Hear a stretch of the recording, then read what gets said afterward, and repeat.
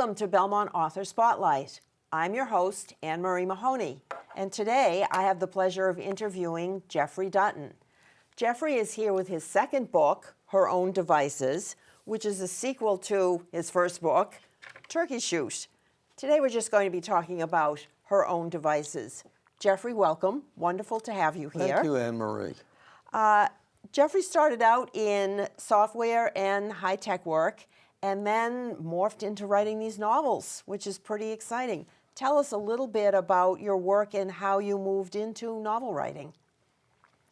Well, I always wrote, but for the bulk of my career, what I was writing was technical stuff, reports, papers in academic journals, and then I was doing software research, and I went and got a PhD in geography to complement that in my mid-career, and then decided that the PhD wasn't going to help me that much. At that age, I wasn't going to be able to slip into a tenured position somewhere. So I became a consultant and ended up being first a tech journalist for a company that provided analyses of hardware and software and sent out a newsletter every week detailing, personal computers or phones or whatever was hot. And from there, I became a technical writer, and I did that for well over a decade, documenting software, telling users what they can and should not do. All right. And providing examples and that sort of thing. And then the second firm where I was working as a technical writer got sold. It was a startup, and joined a bigger company, and then that company got bought up by private equity, and they let a lot of people go, including me. And I said, I'm really tired of shilling for technology. I don't like the way it's being used. And I started to write a lot about the problems with the way high tech is marketed and used, and that it's actually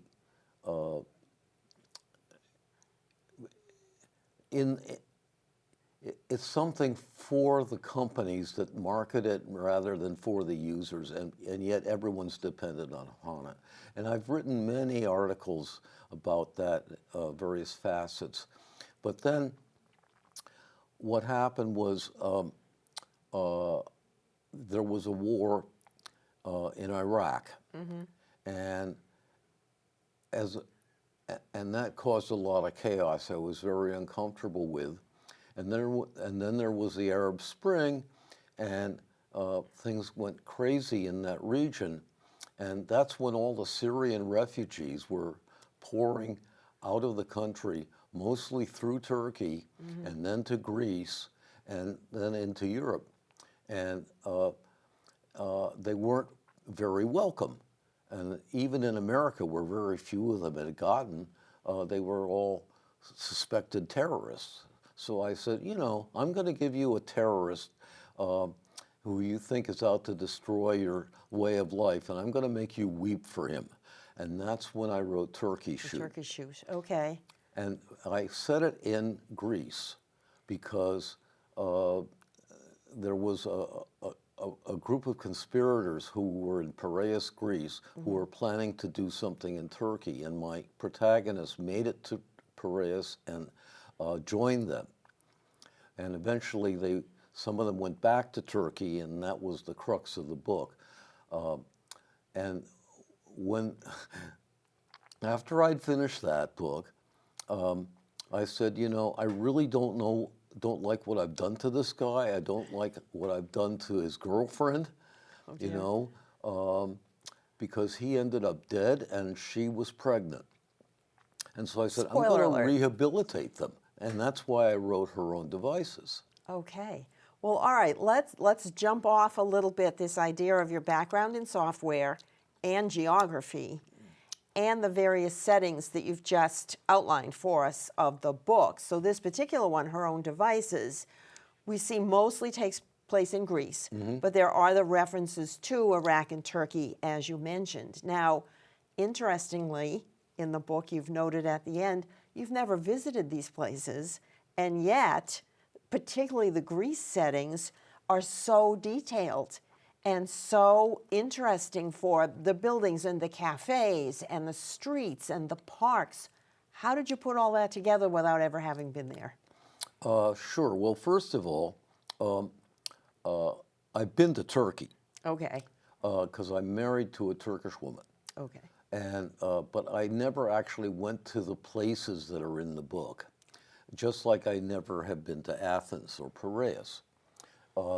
And so what did I do? Well, the internet showed me a lot about it. I used mapping, mostly Google Maps and Google Street Views. When I figured out where I wanted to set something, I would take a look at it. All right, good. And then, there were some restaurants and other places involved, and I found references to them on the internet. Sometimes I found their menus. All right. Excellent. And then there were the parks and things like that, which I visited and read about. And so I would pick up details by doing that I put in the book. All right. Well, it worked because really the detail is fascinating. I would characterize your book, if I were to describe the theme, as sort of action, thriller in some respects, novel meets social commentary. So that you really are looking at this on two levels. Anyone can pick this up and read it as an interesting, murder mystery thriller or whatever. But there is a whole underlying social commentary theme. How did you choose that? How did you get into this idea of human trafficking, particularly children? Well, I needed what they call an inciting incident. Okay. And since this woman, Anna, who's my protagonist, had a 5-year-old son, I had her have an encounter which made her realize that she was possibly marked for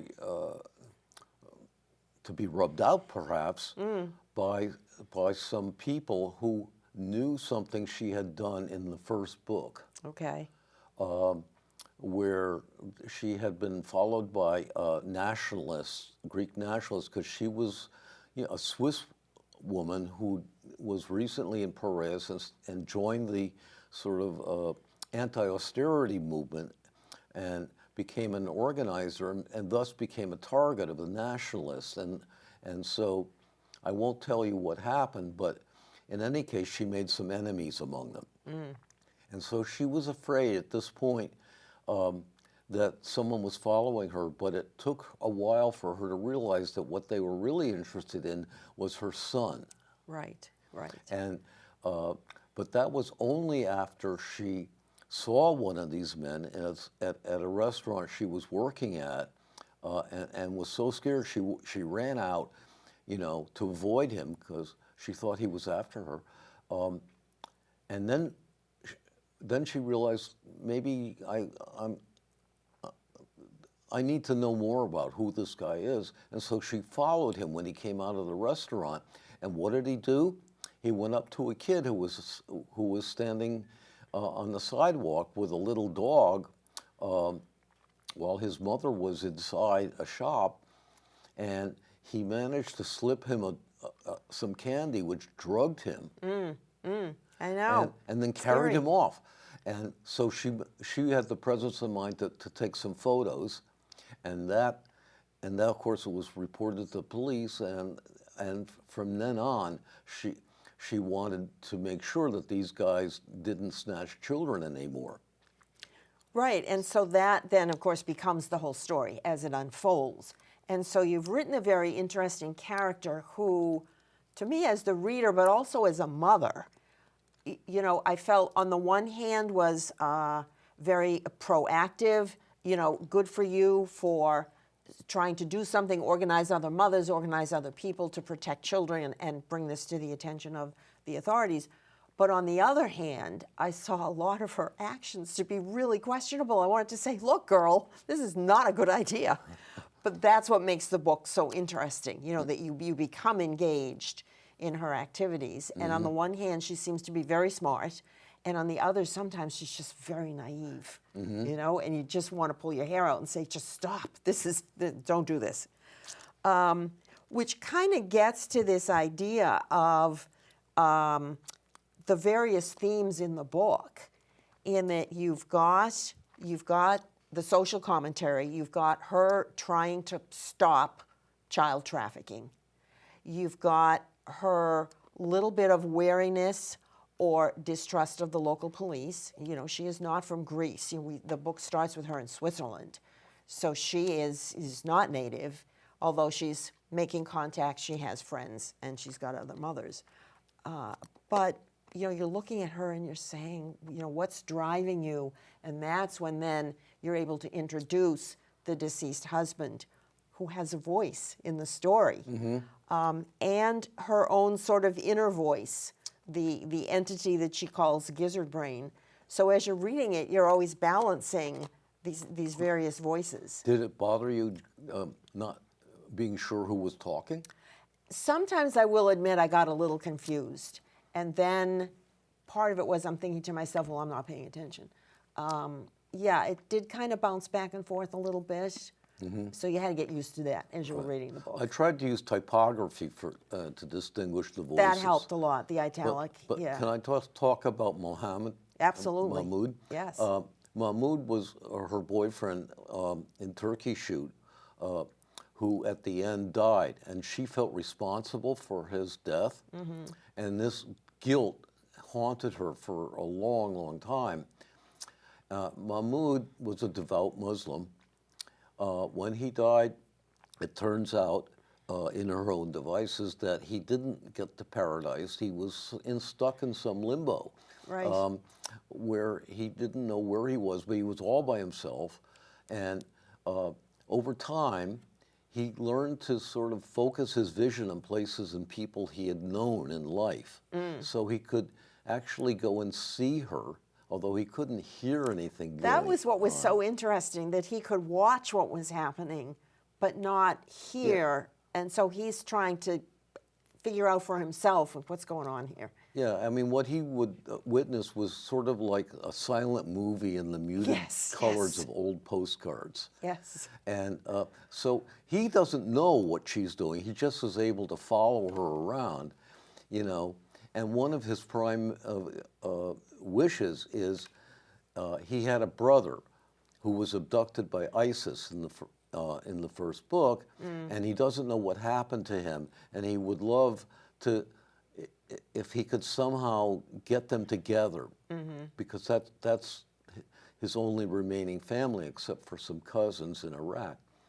And it turns out that his brother did escape ISIS, and traveled through Turkey and got on a boat where he worked and got off in Piraeus and is now driving a gypsy cab, which Mahmoud discovers and fortuitously, takes someone to her neighborhood. Right, which is excellent. So you've got those kind of devices of the various voices. Yeah. Also, Anna appears like in a preface and an epilogue, to say, someone is writing this about me. Right. Her father sends her a copy of Turkey Shoot, an ebook, and she says, "Oh my God, this is really about me. Everything about it. They know everything. What happened? How did this happen?" Right, exactly. And then to complete this sort of the literary devices, the devices, and you can see on the cover, the devices in the story are the high-tech stuff that she employs her friends to put together to help stop the kidnapping. Right. Yeah. She gets a friend who's a master geek to turn a cell phone into a surveillance camera, and they put it in a birdhouse Right, in a tree, right. in a tree behind the kidnapper's house. The bad guys, yep. And so it sends back like a bunch of pictures every 15 minutes to her phone, and she has to go through them, hoping to see them doing something that she can catch them at. She can use, right, right. And that's not the only thing. She has she decides that when there is a kidnapping, she wants to confront them, but she needs an army, and her army is a bunch of friends and their friends that she summons via a telephone tree. Right, an right. old technology. I was going to say an old-fashioned telephone tree, but only using high tech, right? Yeah, and I won't tell you, how that works out, but it's important in the story. Definitely is. All right, I'm going to invite you to do a little bit of reading from your book so that our viewers will have a flavor for Her Own Devices. Oh, sure. Go for it. I have a passage here at the beginning of part 2 where Anna is shopping for a pizza for her son's 5th birthday, and goes to the pizzeria that he likes to order a pizza, but she doesn't like going there because that's where she saw this creep who she thought was following her. Right, right. And some guy with him that she had also run into and had an argument with at a cafe about politics. And so she was sure that he was a right-winger, and that and his partner couldn't be sure what he was. So here she comes to the pizzeria. Noticing her warily regarding his cramped establishment from outside his door, the Golden House's owner waved her in with a hairy arm. Through a plaster-on grin, he asked, "Hello, how have you been? It's good to see you. How is the boy?" and remarked on the weather, which hadn't changed in a week. To his unexpected pleasantry, all Anna could muster was, "We're good, thank you." Taking a sidelong glance to assure herself they were alone, she noticed a cooler hugging the wall. "Oh, I see you have a new cold case. Good for you." "Why, yes," he said as proudly as if it were a Mercedes-Benz. "The cooler came from a corner store that went out of business. I got it for almost nothing and has lots of very fresh salad just for you. Want to take some home?" "Next time, promise. I'm not here to eat. I came to order pizza for a kid's party next Sunday afternoon." Pen wavering over pad, Stavros said, "Okay, how many kids? How many adults?" "Best case, 6 of each. 3 large should do it. 2 plain, 1 spinach, mushrooms, and olives, 8 pieces each." "Okay, where to?" "I'll pick up." He was staring out the shop window. "We do free delivery. You sure you don't want?" "It's a little out of the way, like 2 bus rides. I have to go there anyway, but thanks for the offer."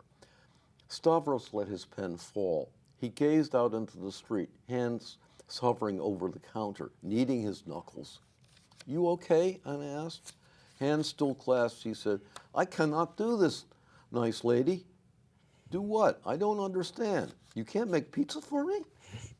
"I tell you, hold on, please." He straightened up and retreated to paddle a pie from his oven, slid it onto his cutting board, and slashed it with his cutter disc.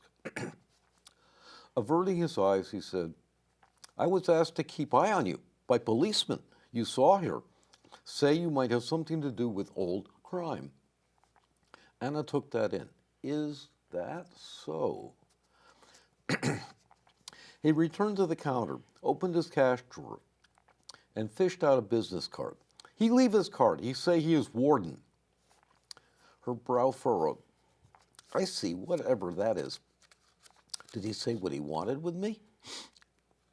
"Some unsolved crime. Maybe you were witness. I don't know. Anyway, I have no use for police. They walk in and think I owe them a slice and a Coke. This one wanted to deliver your pizza. He give me a hard time. Don't want him to give you a hard time, too." A good 10 seconds ticked by before Anna replied, "I can't tell you how much I love you for that. You didn't have to tell me."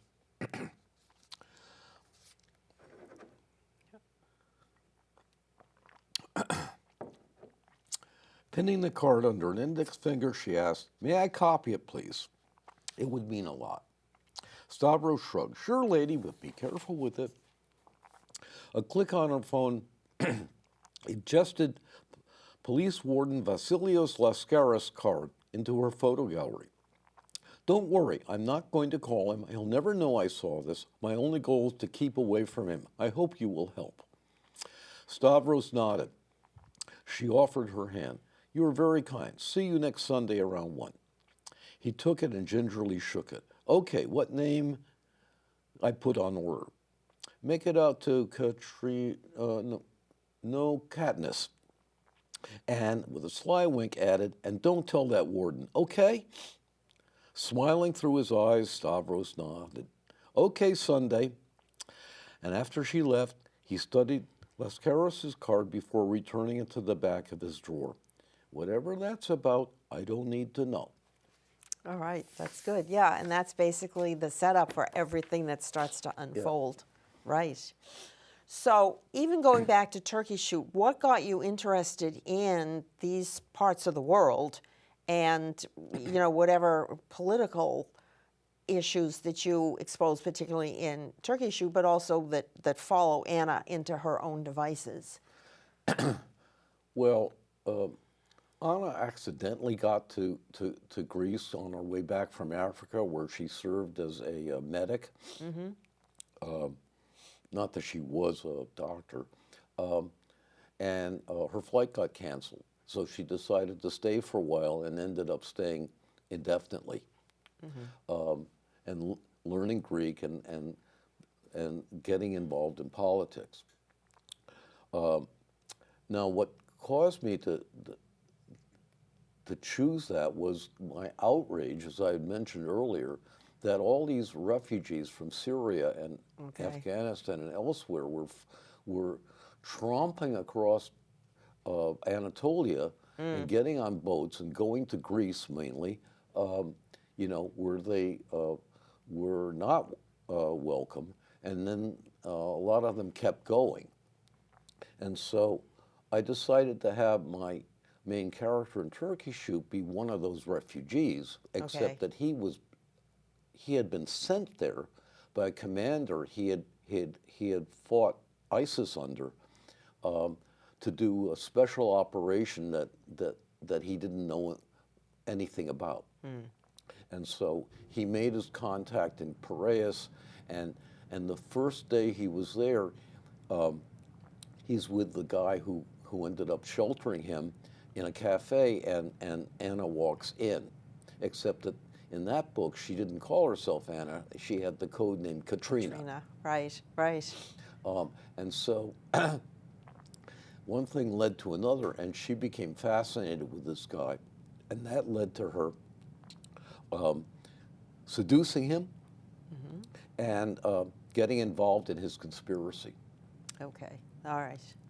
So you're doing, with the characters, you do a nice balancing act, I think, between Anna and then the many women that she meets with children around the same age as her son, who in this book is about 5, of, Anna the mother, Anna the friend, and essentially Anna the, I don't know what, part spy, part vigilante, part social organizer. So she is at a young age, because she is very young. She's 23, 24 in this, I think. Is she older? Late 20s. Okay, late 20s. All right. But some of these other characters are a little young. Sort of finding who she is, finding her voice, and finding her passion and her energy. And I think you hear that debate in her mind often with the voices and with the overlay of the former husband. Yeah, she's trying. She doesn't want anyone to know what she did with him in Turkey. Right. And that's one of the things that she's worried about, that some of these nationalists, might be able to connect her to that. Right. So she kind of disavows activism for a while because, her son is born and she has to be a mom. And she organizes a kind of a co-op preschool, Yes, yes. where the mothers trade off duties in different houses to raise their kids, and so that becomes her circle. At the same time, she needs a job, and so she gets this job in the restaurant, but that's part-time, and she also has a part-time job with a social media company. Right. Where she's supposed to be an evangelist for their new social network. Right, right. Which she ends up using to her advantage Yeah. as the story unfolds, which is great. The one character that I wished had been a little more present towards the end, I was left saying, but wait a minute, is the mom, Fotini, whose son was kidnapped, that sort of started the whole story for Anna Right. that she witnessed, because she was a little different from Anna and the other moms. Yeah. She was well off, the connected husband, politically connected, and she was there, and then she kind of fades off in the end. Right.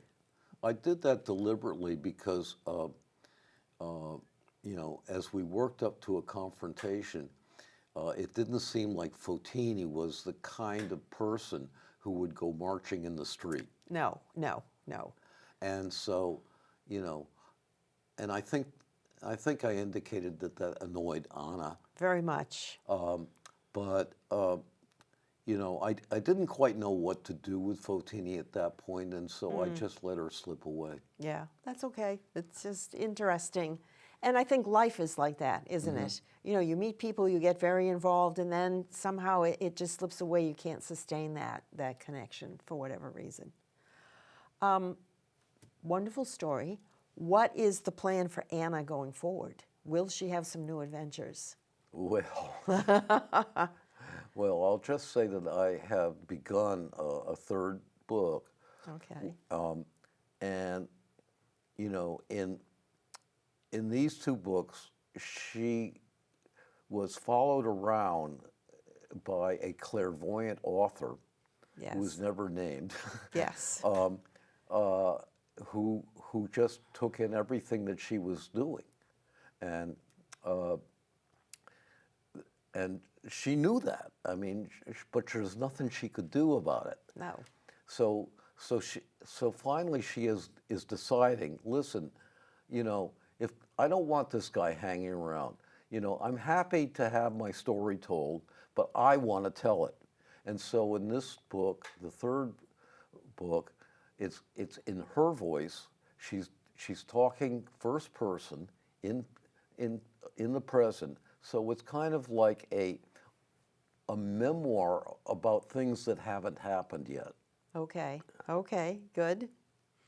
And stuff that she doesn't know whether she should be making anything up or she just should be reporting what's going on. What's really happening to her? Okay. Well, that's very interesting. So we look forward to that third book, The Further Adventures of Anna. Thank you for being my guest today. Our viewers should run out and get her own devices, but maybe first they need to read Turkey Shoot, although I read this without having read and it still worked. It's all good. So you can read either or both. Thank you so much for joining me. Thank you for all of that information, and I look forward to having you back when you've published your third book. No problem. All right, excellent. I'm Anne-Marie Mahoney. This has been Belmont Author Spotlight with Geoffrey Dutton. Thank you for joining us, and come back and see us again.